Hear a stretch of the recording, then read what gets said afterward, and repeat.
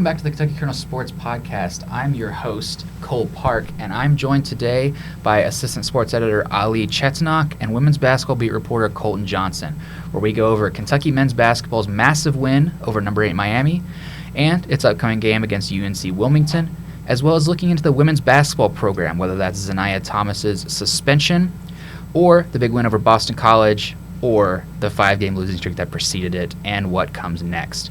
Be sure to join this episode, and let's get into it.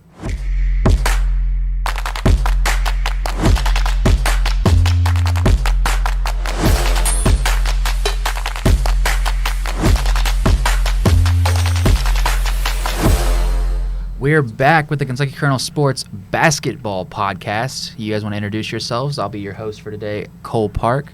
My name is Ali Chetnok. You guys know me. I'm the Assistant Sports Editor. I'm Colton Johnson, and I am the head women's basketball reporter. We got a lot of things to talk about today, lads, but let's start off with perhaps the biggest result of this past week. Number 12 Kentucky basketball in the men's side defeated number 8 Miami 95-73 in the inaugural ACC-SEC Challenge. What can you give me about that game? Well, it was competitive for a half. And then, what I took away from that game is basically I feel like around – people who watch Kentucky a lot, they've kind of respected what this team is, kind of know what they are. I feel like the other day was more of a broadcast to the rest of the country, and I think that kind of gained a lot of respect from, quite frankly, from people who don't usually respect Kentucky. So I think that kind of a lot of people gained more respect after Kentucky's loss to Kansas, but I think that win really kind of made people realize, hey, not only is this Kentucky team good, but they're fun to watch, and who knows where they could end up in March. No, I'd have to agree. I mean, in past years, I feel like Kentucky's always had that one guard that they always look to for the big shots, and this year it feels like they have 4 of them, and 3 of them are freshmen. It's just that type of team for me. Yeah, I think, we're going to talk about what type of team this is probably more in the episode, but, I got a lot of flashes of kind of the early 2010s Cal teams, those teams that can go on a run. They're going to overwhelm you and kind of just make opponents not even want to be there at times. And I think that happened a lot the other day against Miami. So it's kind of a nostalgic feeling in the sense that, like, hey, we have this top 10 opponent at Rupp, Rowdy Rupp, actually. So it was kind of a throwback to some of those older, better Kentucky teams that we think of when we think about Kentucky basketball, and I think that we kind of have one of those teams this year. Yeah, definitely. I mean, Kentucky shot 60% from the floor, 43% from beyond the arc. That's only 9 made three-pointers, which is somewhat low for them this year. But, like you said, I was there. Rupp Arena was loud. And what's even more impressive to me is Kentucky finished the game on a 2-minute and 13-second scoring drought and won by 22 points over a top 10 team in the country. What did you see out of the guy that everyone's talking about right now, Reed Sheppard? I mean, it's not crazy to say that he should be in the National Player of the Year award conversation. Should we put him in that conversation? I think so, yes. And I also think that, there's kind of some worry about, let's go back to the beginning of the season. A lot of people did not expect Reed to be this kind of a star. People expecting him to be all right, good, but no one saw this coming in. I think it's crazy. Not crazy, it's just crazy in the context of everything else that, we're probably talking about a one-and-done type of guy here. So I think he's been the story of the season at this point in the whole country, not just Kentucky. Recent NBA draft projections have Reed in the first round, I believe, so that's quite substantial. Colton, what did you see out of Reed Sheppard that you like so much? Well, I mean, I think the question is, what didn't I like? He did everything. I mean, you had that one play where, you block a 3, feed it up. I think it was DJ, and then he's nothing that he wasn't doing. And me and, Cole, we were talking before, he's got the highest plus-minus in the country right now. That's 17.6. So. I wrote down those numbers for you. 17.63 is the highest plus-minus in the country, second highest since 2010. Over Anthony Davis. Sure, it's a smaller sample size. The only player with a higher plus-minus over his entire season than Reed Sheppard right now was Zion Williamson. Zach Edey, the reigning National Player of the Year, is second in the country in plus-minus right now. Sheppard finished the Miami game with a plus 35. Yep. He had 21 points, going 8 for 13 from the field, 5 for 9 from beyond the arc. That was the most made three-pointers on the team. He had 5 rebounds, 4 assists. I mean, he was all over the place, and Kentucky was significantly better when he was on the court. 100%. And it's probably going to have to see him more on the court now because we don't know if DJ's going to be out, how long he's going to be out for. So I think there's probably a game or two coming up here where we're going to have to see more of Reed and kind of see him maybe start a game, So I'm excited for that part at least. And, DJ Wagner, we're probably going to talk about it more, but, we're kind of talking about what this game meant. And one thing I took away was, I think he only played like 10 minutes maybe or something like that, DJ Wagner did. And the team was completely fine without him. And that's not saying that Wagner, like this team's, we don't need Wagner or anything. It just shows how good of a team this is, again, which I feel like we all at this table kind of knew about already going into the game against Miami. But it also comes back to that whole idea that this was a statement to the rest of the country, this type of win. I think earlier in the season or before the year we talked about how just with the depth at the guard position there was times when if somebody was having a bad game or if we were missing somebody could step up, and I think the Miami game was a great demonstration of that with DJ going out and Reeves still doing what Reeves does, getting his 18 points, but it's nice knowing that there's going to be the guy that steps up, there's going to be the guy that goes out there and has the good game, and it's nice. Yeah, certainly. I think there needs to be a point made that even before he went down, DJ was not having the greatest of games. He finished with 5 points, 1 for 3 from the field, 0 for 2 from beyond the arc. 3 of his points were from the free throw line.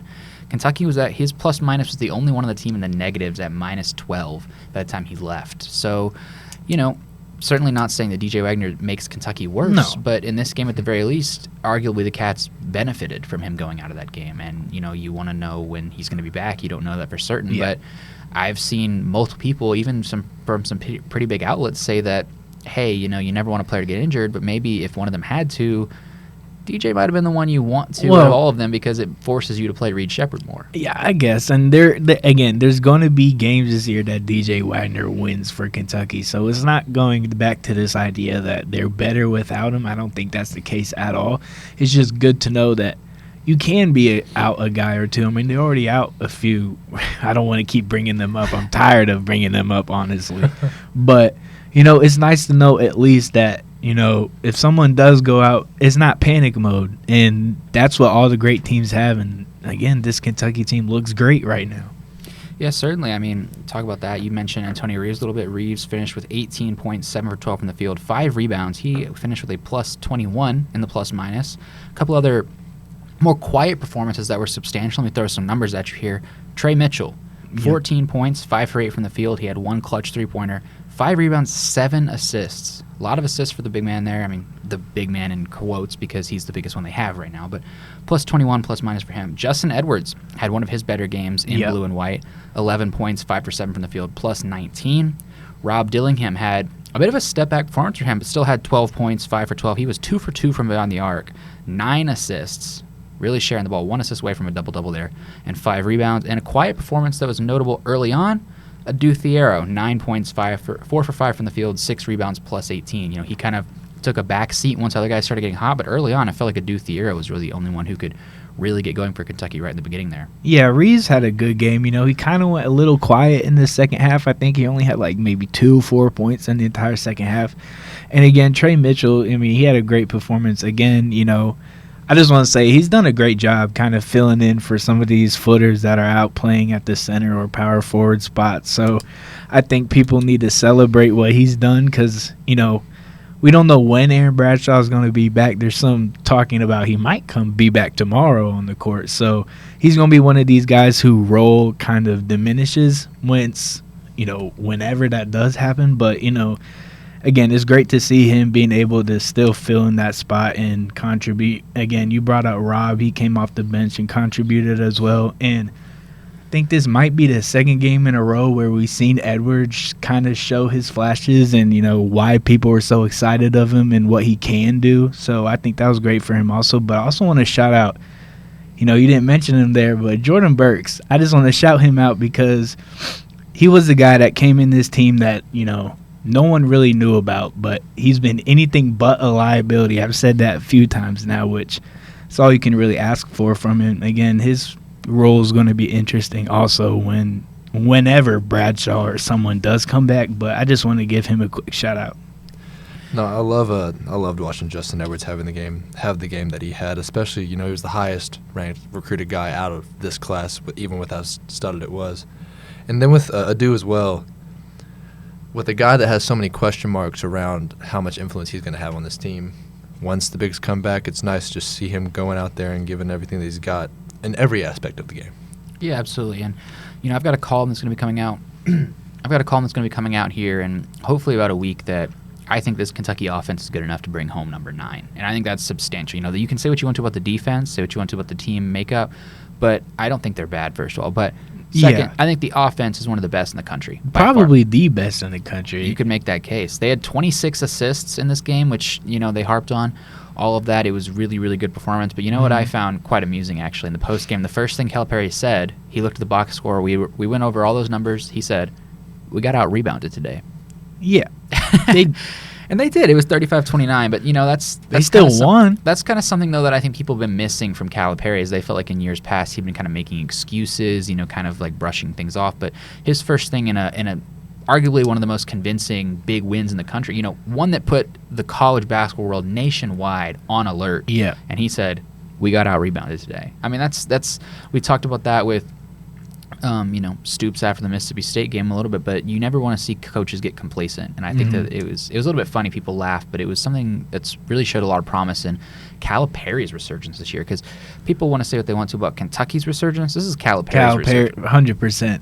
And I want to take a quick step back to talking about the offense. And, it's one thing to be scoring these points against some mediocre teams, but Kentucky has played some pretty good teams so far. And what are they in the nation in points per game right now? Are they 4th? I think they're 4th. I don't know if that's true or not, but I just gonna guess that it's 4th in the nation. They're still doing this against, there's gonna be some conversation about, this Miami game's not gonna be a quad 1 win or whatever. They're 3rd, so even better than what I thought they were gonna be. But the point is the same, that they're doing this against quality, competition. We have another. I don't want to jump too far ahead, but they're going to play North Carolina here soon, which is another team that they just, I wouldn't say whacked Tennessee because the final score kind of didn't show that, but I'm sure you watched the game. Yeah. They whacked Tennessee, so that's going to first half at the very least. Yeah, it's going to be kind of the Miami-Kentucky game, just flipped halves, actually, if you kind of look at it that way. Yeah, I mean, and no doubt about it, we talked about it in the preview to this, the run-up to this game. This was a Miami team who returned significant production from a Final Four run. Yeah. I wrote down some of the stats of some of their bigger players that we talked about. Norchad Omier, he did have 20 points. He fouled out with like 7 minutes left in the game. They definitely subbed without him. Nigel Pack, big name there, 2 points. 2 points, yep. Bensley Joseph, relatively great player on their team, 4 points. Yeah. Matt Cleveland, 5 points. I mean, say what you want to about Kentucky's defense. Miami was not, I don't know where Miami was on, I think they just didn't respect Kentucky coming into the game. I went as a fan, so I wasn't too early as, I'm not going to say as a fan. You know what I mean. I was in the stands. Yes. But I don't know, was the team not focused on the warm-ups? Because it kind of looked like they got punched in the mouth I don't know where that came from. Did they not respect Kentucky? Did they think we're a Final Four team from last year? They're here for us right now. Where did that come from, you think? Because I don't think Miami is what we saw. No. I mean, I did find it interesting, though. They kind of made a push, when they actually got up decent on Kentucky towards the end of the first half there, and you start to think, well, maybe this is where it all falls apart for Kentucky. There was some really, really bad turnovers, some really bad plays, and then they went on an 8-0 run to finish the half to lead, and then they just didn't let up after that point. It was significant. And then it goes in those little spurts right there that we talk about, goes back to some of those Kentucky teams. There's a point, I don't know the numbers 100%, but I think they went on like a 41-18 point run at some point. So something like that, yeah. It was just very inconsistent from the Miami point of view, because I thought just at times they didn't look like they even wanted to be there. They looked like their game plan wasn't what they were expecting. So I don't know. I don't know if this says. I think this says more about Kentucky than it does Miami at the end of the day. But I still am at least a little, from their perspective, a little worried from what I saw from the preparation standpoint. Yeah, I saw. I don't know how many of you guys are big into the college basketball stats, but Ken Pomeroy actually threw a shot at the Hurricanes after that game. They put it out on Twitter. He said they had the U down, didn't they? They did that on the college basketball podcast. But Ken Pomeroy, who runs Ken Pom Rankings, he put out a little tweet. Right after the game, he said the beautiful thing about being a media darling in college basketball is that you can get run off the court in a game, and everyone will attribute it more to the team that beat you than anything about you. Yeah, he was throwing a little bit of shade there. Don't have a ton of preview to do this episode. The only game between now and the next show will be UNC Wilmington. Yeah. I'll throw some numbers at you here and pitch a quick question to you before we move on. We got a lot to talk about women's basketball-wise. Do we have a lot to talk about? UNC Wilmington's 5-2 in the country. Some of their notable results: they have an overtime win over Murray State. They did lose to Appalachian State by 30. Lost to ECU by 8. They won at Florida Gulf Coast. Long way from Dunk City, but 16-point loss there, or 16-point win there. Their best player, Trezarian White, he is a career Seahawk. He's a junior. He averages 18.1 points per game, 6 rebounds per game. Shaquem Phillips averages 14 points per game. He's a fifth-year Seahawk. And Malik Harden-Hayes, 12.7 points per game, 5.4 rebounds. He's a former North Dakota State Bison. Ken Pom ranks UNC Wilmington 145th in the country with 156 offense, 163rd defense. Bart Torvik's a little kinder, ranks them 92 with the 95th offense, 102nd defense. Simply put, Kentucky should win this game. Yeah. I wouldn't be surprised if, similar to maybe a St. Joseph's or Marshall, they score a little more points than people are expecting. But simply put, this should be a Kentucky win. So my quick question for you guys before we move on to women's basketball: what is the biggest thing? And this episode will probably come out after the game. Keep that in mind. But what is the biggest thing you want to see from Kentucky in this game? I mean, this. I'm looking at some of these old scores from this UNC Wilmington team, and teams score a lot of points on them. This is kind of me having fun here, but I kind of want them to score more than what they did against Marshall. Break the record again? Yes. I actually think they have I mean, is that crazy to say? I think they could do it. I think they could. On Miami, so I this is kind of, half jokingly, half being serious, but I kind of want to see how many points can you score. And I think this is going to be a game where I'm not going to say they're going to take this team lightly, because this is Coach Cal. He played there or whatever. I think he played there, didn't he? Can we check that real quick? I don't want to say something crazy here and be wrong, but I think he did play there. Imagine the scenes if they break the record again and it's Joey Hart again. I'm running on the court. I'm getting off press row. If Joey Hart breaks the record again. Yeah, he went to UNC. Okay, I'm not crazy. That's some knowledge right there. That a little flex right there. I'm not sure how many people knew that, but my point basically being is, kind of, they're not going to take this team lightly. I don't think Cal's going to let this team take anybody lightly, even though they might in their heads.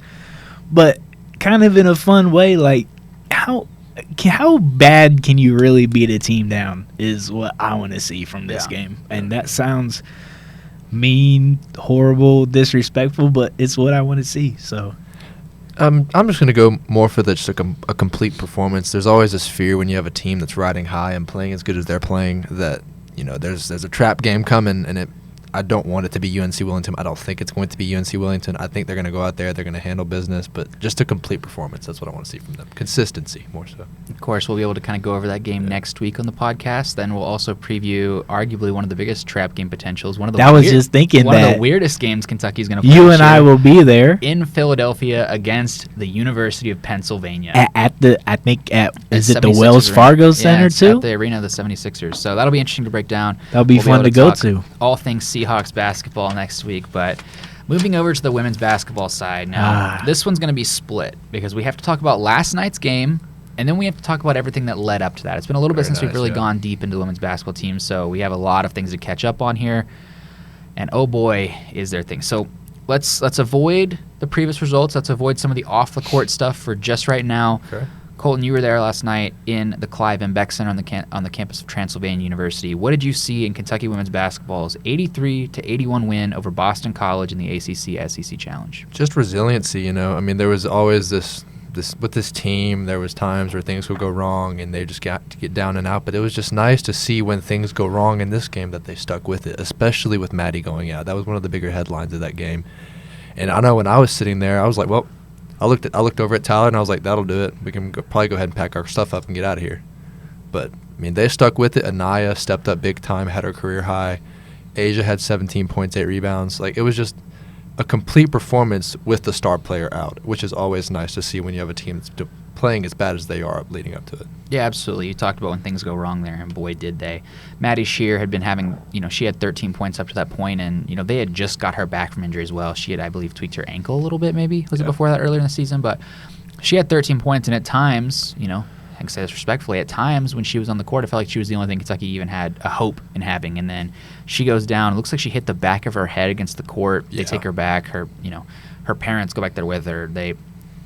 At the end of the day, Elsie said, I did think she left the arena, but we did see Maddie leaving the arena after the game. So that was, a promising sign that she didn't have to go anywhere else. Mm-hmm. But Elsie said, in that case, you're just hoping for the best.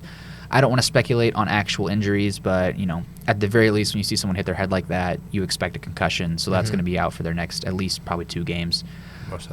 And so I agree. It was very promising to see the Baltimore connection there. Asia Petty had 17 points, 8 for 12 from the field, and Nia Russell had a career-high 21 points, 7 for 13 from the field. Another name worth mentioning, she kind of fell off a little bit towards the end there, but especially early on when Kentucky didn't have a lot going for it, Sanaya Tyler, she had 11 points, was kind of helping out the Cats a lot there. And as we'll talk about a little bit more when we get into some of the stuff that happened before, they really needed this one. Can you guys agree with that statement? Very much yes, but I'm going to... I don't want to be mean, Cole. No, I'm not a mean person. I want it on the record that this is not, by any stretch of the imagination, a good win.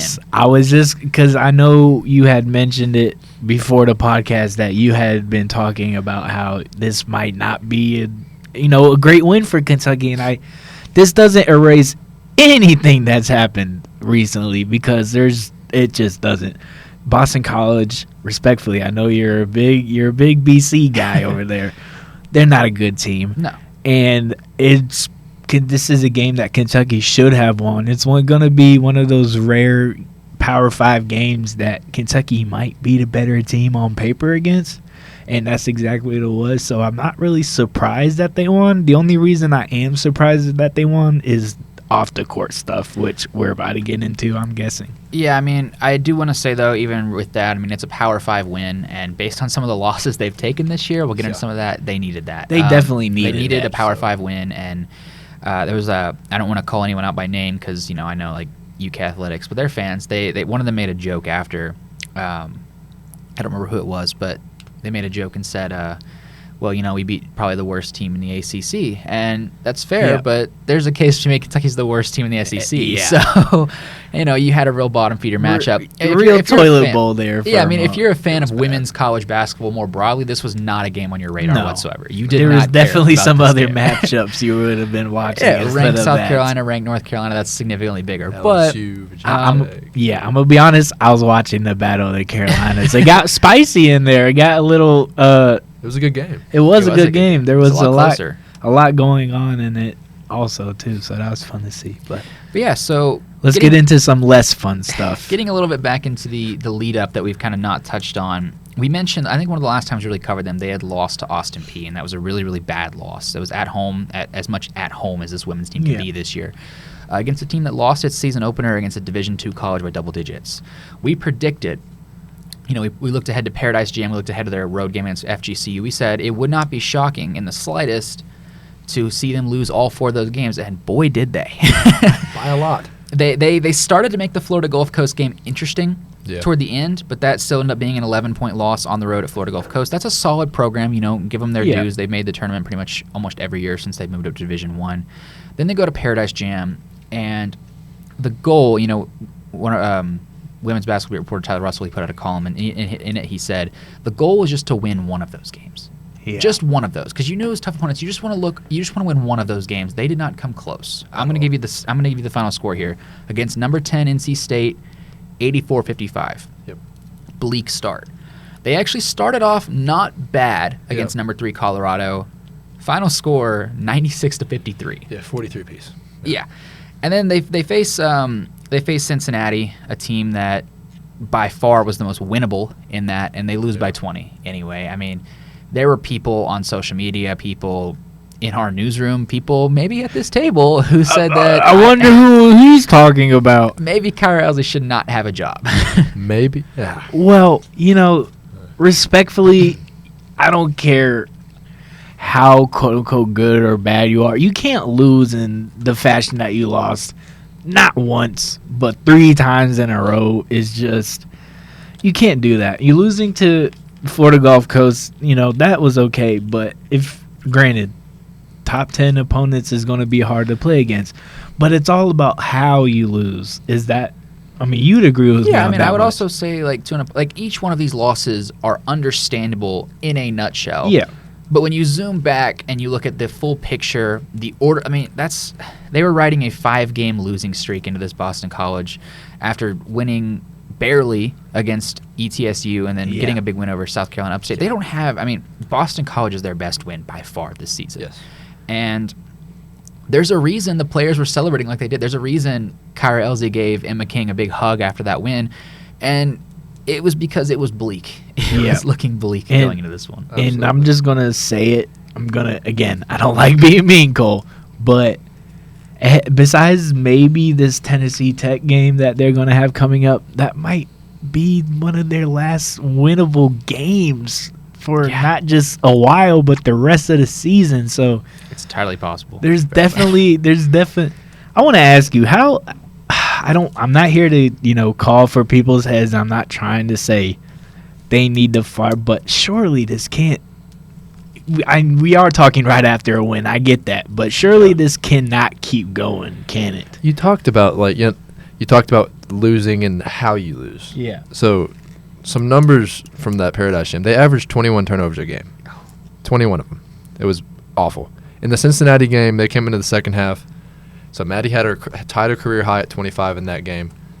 There were 4 points scored in the second half by Kentucky that did not come from Maddie Scher. It was a 1 free throw from Zanaya Thomas and an and 1 play from Brooklyn Miles. That's it. There's no consistency. It was the Paradise Jam, especially, even with how tough the competition was. But yeah, I agree with you, Ali. It's how you lose, and it wasn't good. Yeah. That's not where the problems stop for this basketball team. We're running a little bit long here, but that's not at all. We have to talk about this part. Yeah. That's not where the problem started. Going into this Boston College game, we got a little press release coming out of the program. The first part wasn't too bad. Amia Jenkins is day-to-day with a shoulder injury. She averages 8.6 points per game, 26 minutes per game.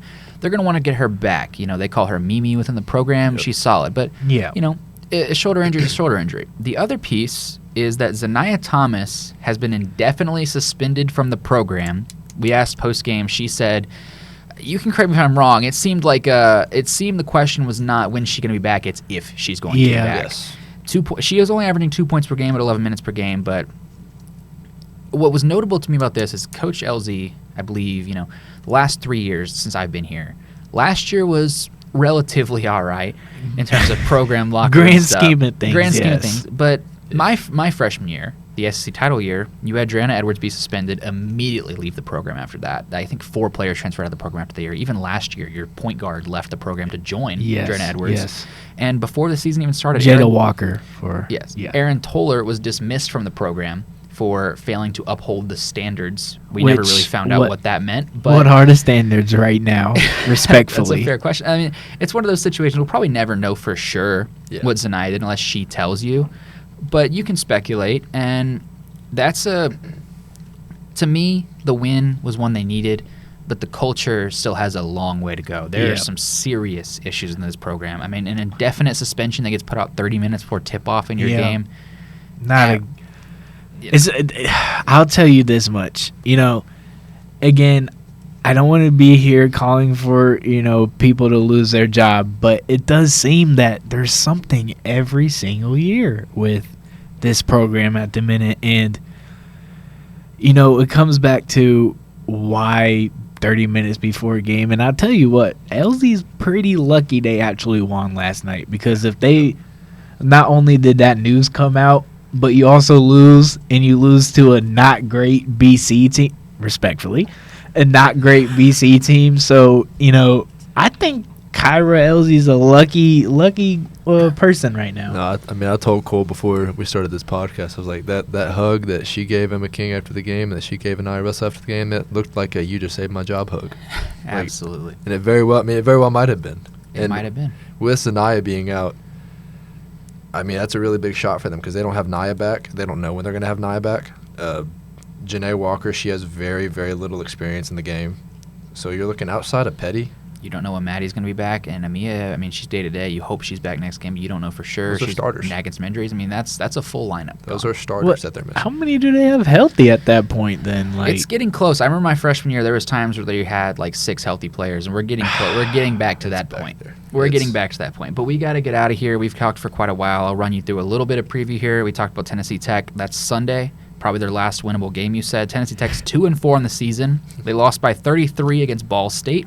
Lost at home by 25 against Chattanooga, and lost to Alabama A&M. Only thing I'd really point out there, they played Missouri, and they only lost by 1 point. I mean, I'll say this much. Missouri's a better team than Kentucky. So. Yes. Tennessee Tech's best player is Malia Owens. She's averaging 11.7 points per game. She's a fifth-year Golden Eagle, I believe their mascot is. So look out for that one. Kentucky should win that game, but at this point, you never know. After that, they play Minnesota on Wednesday. I don't see a scenario in which they win that game respectfully. Minnesota's 6-1. Their one loss is to number 8 UConn. Mara Brown's correct me if I'm wrong on the pronunciation. She's averaging 16.7 points per game. Grace Grochowski is averaging 10.9 per game as a freshman, and Sophie Hart, a former NC State Wolfpack, is averaging 10 points per game. And all that comes before the Cats travel to Louisville to play ranked Louisville. So we could be looking at another 1-2 scenario in the next 3-game stretch. We could be looking at 0-3 if it really comes down to it. And very much so. Again, just real quick before we go, I just don't know how they better hope they win this game against Tennessee Tech. I don't know how the school can carry on this season kind of the way it's going. So for someone's job to be safe, I think they really need to win that game and win it convincingly, if you ask me. So. Absolutely. Well, thank you guys for listening. You can go see all of our coverage on Kentucky Kernel. That is kykernel.com or KY Kernel Sports on X, formerly known as Twitter. One more time from this podcast, I'm your sports editor, Cole Park. We got our assistant sports editor, Ali Chetnok, and women's basketball beat reporter, Colton Johnson here. Be sure to check out all of our work and for future episodes on Spotify and YouTube. We thank you for catching up with the Kentucky Kernel Sports Podcast.